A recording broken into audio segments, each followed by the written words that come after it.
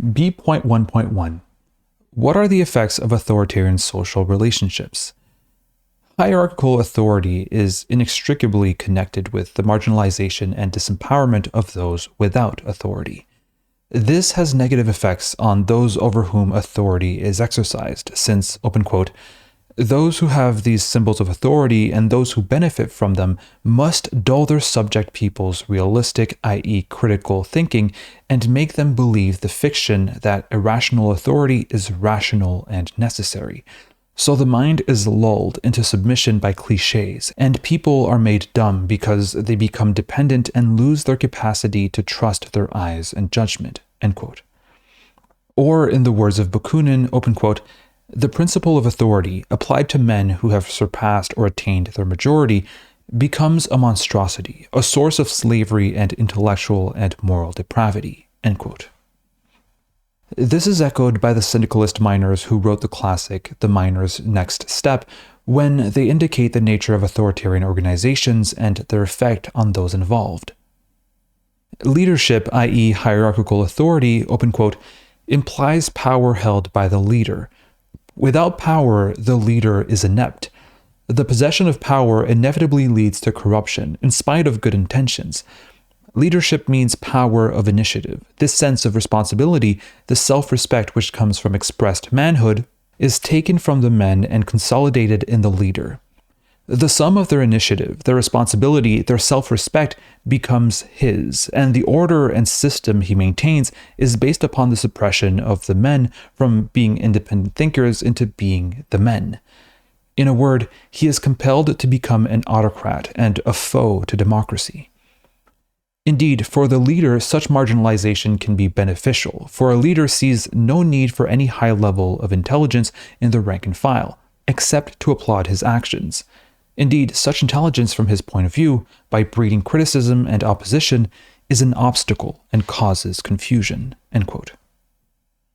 Anarchists argue that hierarchical social relationships will have a negative effect on those subject to them, who can no longer exercise their critical, creative, and mental abilities freely.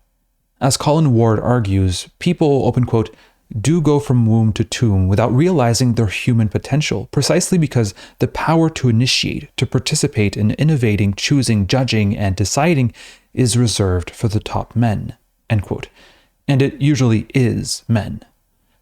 Anarchism is based on the insight that there is an interrelationship between the authority structures of institutions and the psychological qualities and attitudes of individuals. Following orders all day hardly builds an independent, empowered, creative personality. Open quote, authority and servility walk ever hand in hand, end quote. As Emma Goldman made clear, if a person's, open quote, inclination and judgment are subordinated to the will of a master, such as a boss, as most people have to sell their labor under capitalism, then little wonder such an authoritarian relationship condemns millions of people to be mere non-entities, end quote. As the human brain is a bodily organ, it needs to be used regularly in order to be at its fittest. Authority concentrates decision-making in the hands of those at the top, meaning that most people are turned into executants following the orders of others. If muscle is not used, it turns to fat. If the brain is not used, creativity, critical thought, and mental abilities become blunted and sidetracked onto marginal issues like sports and fashion. This can only have a negative impact. Open quote, hierarchical institutions foster alienated and exploitative relationships among those who participate in them, disempowering people and distancing them from their own reality. Hierarchies make some people dependent on others, blame the dependent for their dependency, and then use that dependency as a justification for further exercise of authority. Those in positions of relative dominance tend to define the very characteristics of those subordinate to them. Anarchists argue that to be always in a position of being acted upon and never to be allowed to act is to be doomed to a state of dependence and resignation. Those who are constantly ordered about and prevented from thinking for themselves soon come to doubt their own capacities and have difficulty acting on their sense of self, in opposition to societal norms, standards, and expectations, end quote. And so, in the words of Colin Ward, the, open quote, System makes its morons, then despises them for their ineptitude and rewards its gifted few for their rarity." End quote. This negative impact of hierarchy is, of course, not limited to those subject to it. Those in power are affected by it, but in different ways. As we noted in section 8.2.15, power corrupts those who have it, as well as those subjected to it. The Spanish liberation youth put it this way in the 1930s, open quote, "Against the principle of authority, because this implies erosion of the human personality when some men submit to the will of others, arousing in these instincts which predisposes them to cruelty and indifference in the face of the suffering of their fellows." End quote. Hierarchy impoverishes the human spirit. Open quote. "A hierarchical mentality," notes Bookchin, "fosters the renunciation of the pleasures of life. It justifies toil, guilt, and sacrifice by the inferiors, and pleasure and the indulgent gratification of virtually every caprice by their superiors. The objective history of the social structure becomes internalized as a subjective history of the psychic structure." In other words, being subject to hierarchy fosters the internalization of oppression and the denial of individuality necessary to accept it. Hierarchy, class, and ultimately the state, he stresses, penetrate the very integument of the human psyche and establish within it unreflective internal powers of coercion and constraint. By using guilt and self-blame, the inner state can control behavior long before fear of the coercive powers of the state have to be invoked. End quote. In a nutshell, open quote, hierarchies, classes, and states warp the creative powers of humanity. However, that is not all. Hierarchy, anarchists argue, also twists our relationships with the environment. Indeed, all our notions of dominating nature stem from the very real domination of human by human, and it is not until we eliminate domination in all its forms that we will really create a rational ecological society. For the conflicts within a divided humanity structured around domination inevitably leads to conflicts with nature. The ecological crisis, with its embattled division between humanity and nature, stems above all from divisions between human and human. While the rise of capitalism, with a law of life based on competition, capital accumulation, and limitless growth, brought these problems, ecological and social, to an acute point, anarchists emphasize that major ecological problems have their roots in social problems, problems that go back to the very beginnings of patricentric culture itself. End quote. Thus, anarchists argue, hierarchy impacts not only on us, but also our surroundings. The environmental crisis we face is a result of the hierarchical power structures at the heart of our society, structures which damage the planet's ecology at least as much as they damage humans. The problems within society, the economic, ethnic, cultural, and gender conflicts, among many others, lie at the core of the most serious ecological dislocations we face. The way human beings deal with each other as social beings is crucial to addressing the ecological crisis. Ultimately, ecological destruction is rooted in the organization of our society, for a degraded humanity can only yield a degraded nature, as capitalism and our hierarchical history have sadly shown.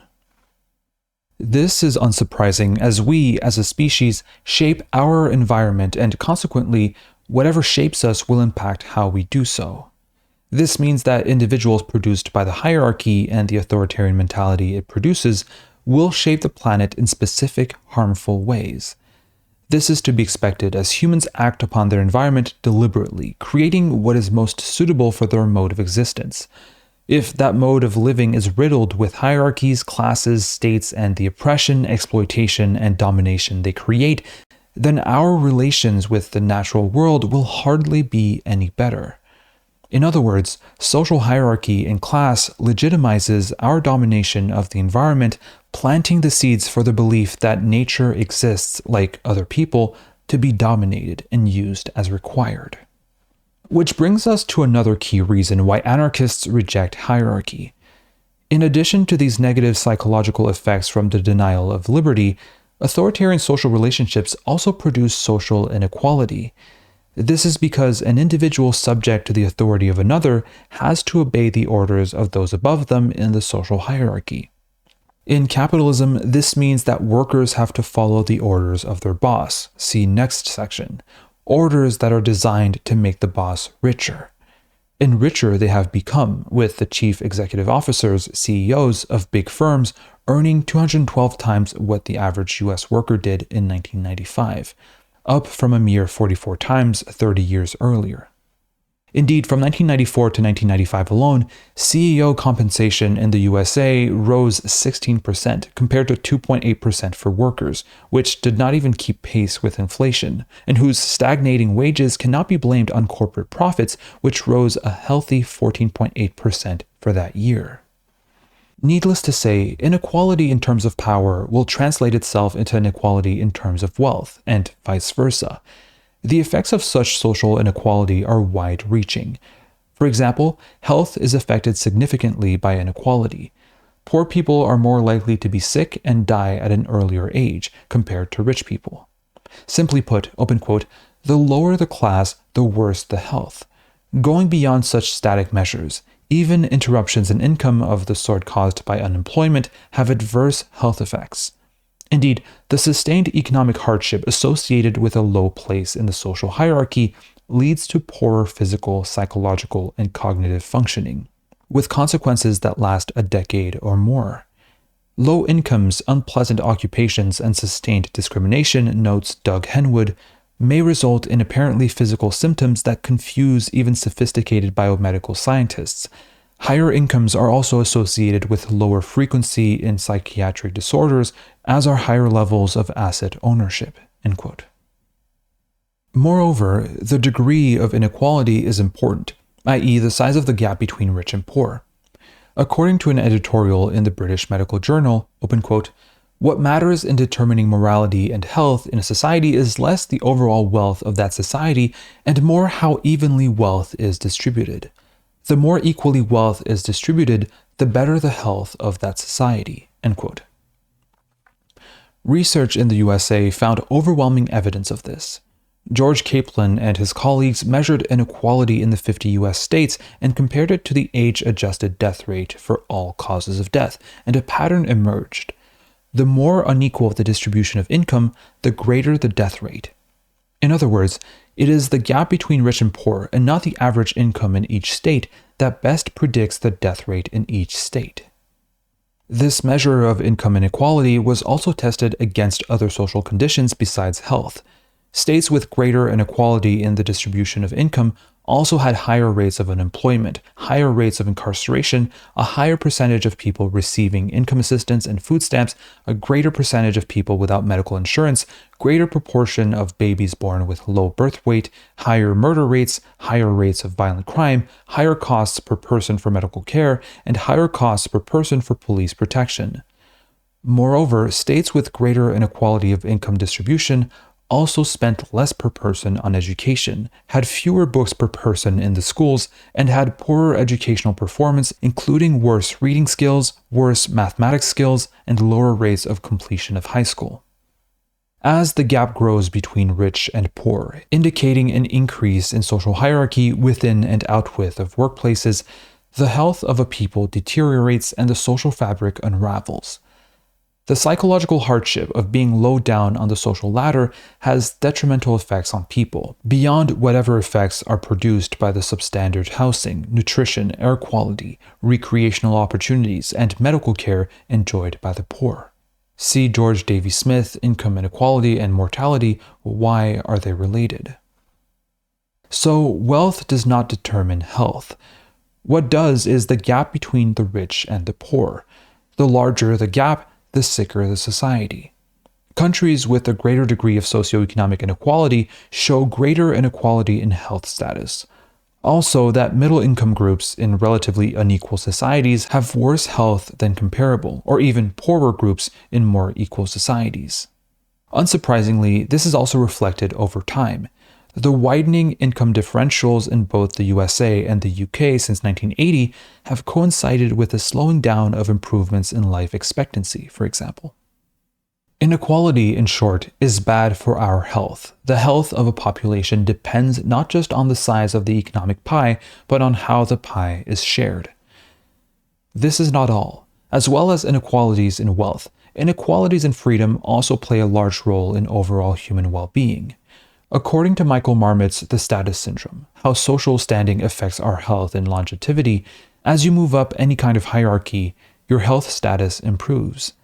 Autonomy and position in a hierarchy are related, i.e., the higher you are in a hierarchy, the more autonomy you have.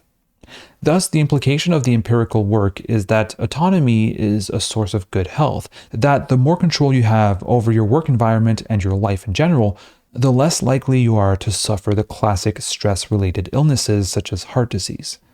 As public health scholars Jeffrey Johnson and Ellen Hall have noted, the open quote, potential to control one's own environment is differentially distributed along class lines, end quote. As would be expected from the very nature of hierarchy, to, open quote, be in a life situation where one experiences relentless demands by others over which one has relatively little control is to be at risk of poor health, physically as well as mentally. Looking at heart disease, the people with greatest risk tended to be in occupations with high demands, low control, and low social support. People in demanding positions, but with great autonomy, were at lower risk. Under capitalism, a relatively small elite demands and gets empowerment, self-actualization, autonomy, and other work satisfaction that partially compensate for long hours, while epidemiological data confirm that lower-paid, lower-status workers are more likely to experience the most clinically damaging forms of stress, in part because they have less control over their work, end quote. In other words, the inequality of autonomy and social participation produced by hierarchy is itself a cause of poor health. There would be positive feedback on the total amount of health, and thus of social welfare, if social inequality was reduced, not only in terms of wealth, but also, crucially, in power. This is strong evidence in support of anarchist visions of egalitarianism. Some social structures give more people more autonomy than others, and acting to promote social justice along these lines is a key step toward improving our health. This means that promoting libertarian, i.e. self-managed social organizations, would increase not only liberty, but also people's health and well-being, both physical and mental. Which is, as we argued above, to be expected, as hierarchy, by its very nature, impacts negatively on those subject to it. This dovetails into anarchist support for workers' control. Industrial psychologists have found that satisfaction in work depends on the span of autonomy workers have. Unsurprisingly, those workers who are continually making decisions for themselves are happier and live longer. It is the power to control all aspects of your life, work particularly, that wealth and status tend to confer that is the key determinant of health. Men who have low job control face a 50% higher risk of new illness, heart attacks, stroke, diabetes, or merely ordinary infections. Women are at slightly lower risk, but low job control was still a factor in whether they fell ill or not. So it is the fact that the boss is a boss that makes the employment relationship so troublesome for health issues and genuine libertarians. The more bossy the boss, the worse, as a rule, is the job. So part of autonomy is not being bossed around, but that is only part of the story. And of course, hierarchy, inequality of power, and exploitation, the source of material inequality, are related. As we indicate in the next section, capitalism is based on wage labor. The workers sell their liberty to the boss for a given period of time, i.e., they lose their autonomy. This allows the possibility of exploitation, as the worker can produce more wealth than they receive back in wages. As the boss pockets the difference, lack of autonomy produces increases in social inequality, which in turn impacts negatively on your well-being. Then there is the waste associated with hierarchy. While the proponents of authority like to stress its efficiency, the reality is different. As Colin Ward points out, being in authority, open quote, derives from your rank in some chain of command, but knowledge and wisdom are not distributed in order of rank, and they are no one person's monopoly in any undertaking. The fantastic inefficiency of any hierarchical organization, any factory, office, university, warehouse, or hospital, is the outcome of two almost invariable characteristics. One is that the knowledge and wisdom of the people at the bottom of the pyramid finds no place in the decision-making leadership hierarchy of the institution. Frequently, it is devoted to making the institution work in spite of the formal leadership structure, or alternatively, to sabotaging the ostensible function of the institution, because it is none of their choosing. The other is that they would rather not be there anyway. They are there through economic necessity rather than through identification with a common task which throws up its own shifting and functional leadership." End quote. Hierarchy, in other words, blocks the flow of information and knowledge. Rulers, as Malatesta argued, open quote, can only make use of the forces that exist in society, except for those great forces. Their action paralyzes and destroys, and those rebel forces, and all that is wasted through conflicts, inevitable tremendous losses in such an artificial system. End quote. And so, as well as individuals being prevented from developing to their fullest, wasting their unfulfilled potentialities, hierarchy also harms society as a whole by reducing efficiency and creativity. This is because input into decisions are limited, open quote, only to those individuals who form the government of a hierarchical organization, or who, by reason of their position, can influence their policy. Obviously, this means that far from resulting in an increase in the productive, organizing, and protective forces in society, hierarchy greatly reduces them, limiting initiative to a few and giving them the right to do everything without, of course, being able to provide them with the gift of being all-knowing. End quote. Large-scale hierarchical organizations like the state are also marked by bureaucracy. This becomes a necessity in order to gather the necessary information it needs to make decisions, and obviously, to control those under it. However, soon this bureaucracy becomes the real source of power due to its permanence and control of information and resources. Thus, hierarchy cannot, open quote, survive without creating around itself a new privileged class, as well as being a privileged class and cut off from the people itself. End quote.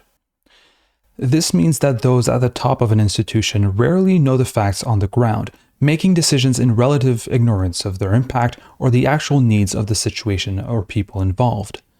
As economist Joseph Stiglitz concluded from his own experiences in the World Bank, open quote, immense time and effort are required to effect change even from the inside, in an international bureaucracy. Such organizations are opaque rather than transparent. And not only does far too little information radiate from inside to the outside world, perhaps even less information from outside is able to penetrate the organization. The opaqueness also means that it is hard for information from the bottom of the organization to percolate to the top. End quote. The same can be said of any hierarchical organization, whether a nation-state or capitalist business. Moreover, as Ward and Malatesta indicate, hierarchy provokes a struggle between those at the bottom and at the top. This struggle is also a source of waste as it diverts resources and energy from more fruitful activity into fighting it. Ironically, as we discuss in section H.4.4, one weapon forged in that struggle is the work to rule, namely workers bringing their workplace to a grinding halt by following the dictates of the boss to the letter. This is clear evidence that a workplace only operates because workers exercise their autonomy during work hours, an autonomy which authoritarian structures stifle and waste. A participatory workplace, therefore, would be more efficient and less wasteful than the hierarchical one associated with capitalism. As we discuss in section J.5.12, hierarchy and the struggle it creates always acts as a barrier, stopping the increased efficiency associated with workers' participation, undermining the autocratic workplace of capitalism. All this is not to suggest that those at the bottom of hierarchies are victims, nor that those at the top of hierarchies only gain benefits. Far from it. As Ward and Malatesta indicated, hierarchy by its very nature creates resistance to it from those subjected to it and, in the process, the potential for ending it. See section B.1.6 for more discussion. Conversely, at the summit of the pyramid, we also see the evils of hierarchy. If we look at those at the top of the system, yes, indeed, they often do very well in terms of material goods and access to education, leisure, health, and so on, but they lose their humanity and individuality. As Bakunin pointed out, open quote, "Power and authority corrupt those who exercise them as much as those who are compelled to submit to them," end quote. Power operates destructively even on those who have it, reducing their individuality as it, open quote, "renders them stupid and brutal, even when they were originally endowed with the best of talents. One who is constantly striving to force everything into a mechanical order at last becomes a machine himself and loses all human feeling," end quote.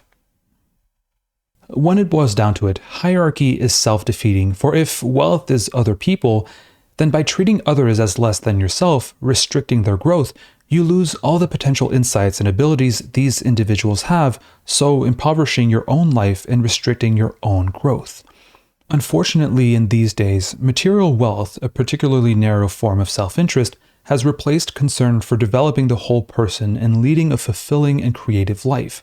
A broad self-interest which places the individual within society, one that recognizes that relationships with others shape and develop all individuals. In a hierarchical, class-based society, everyone loses to some degree, even those at the top. Looking at the environment, the self-defeating nature of hierarchy also becomes clear. The destiny of human life goes hand in hand with the destiny of the non-human world.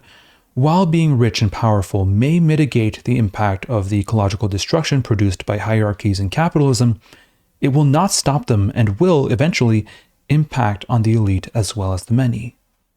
Little wonder, then, that, open quote, "anarchism works to destroy authority in all its aspects and refuses all hierarchical organization," end quote.